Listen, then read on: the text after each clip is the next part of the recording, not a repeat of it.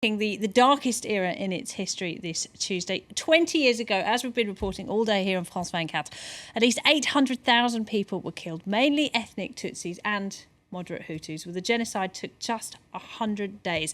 And in tonight's Focus Report, France 24's Nicolas Germain has been to the town of Karongi, where one of the worst massacres took place. Here's his report. On the banks of Lake Kivu, the town of Karongi, which used to be called Kibuye, an idyllic setting. Yet it's here that one of the worst events of the genocide took place.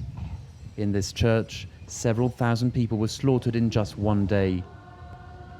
Like elsewhere in Rwanda, the Tutsis had decided to gather around the church.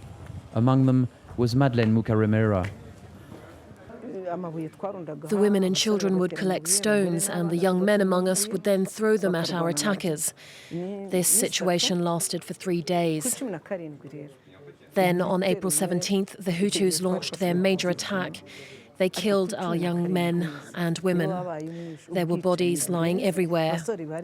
That's when the old women and the children went inside the church.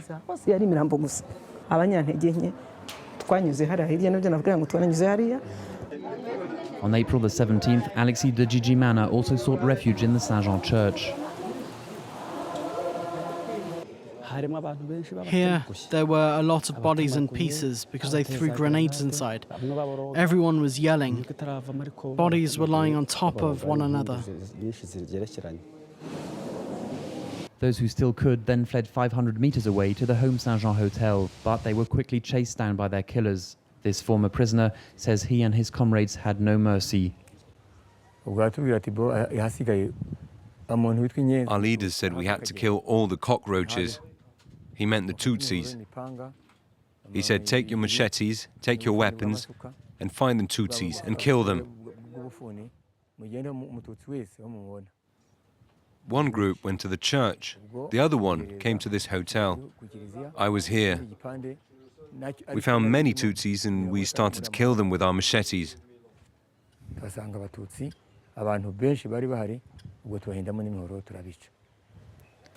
But a few Tutsis managed to hide in the hotel's laundry room.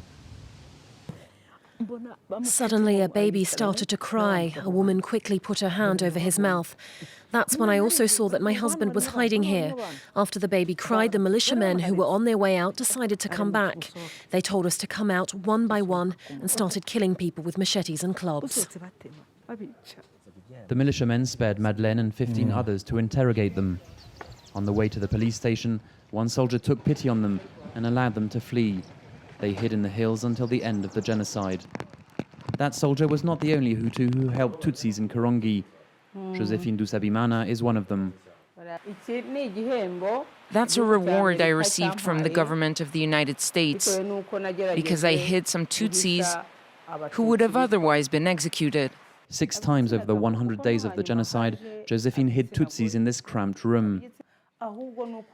I just thought it was normal to do this because these innocent people were going to be killed. I thought all those who came here must live, and if they had to die, I would die with them.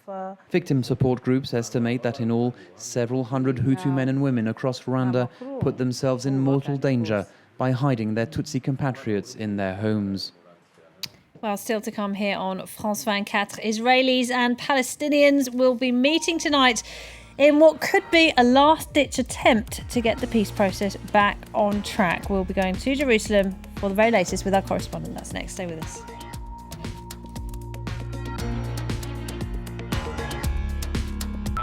Beyond Business. France has seen a steep drop in manufacturing jobs, and some say it makes the country not only poorer, but also less secure.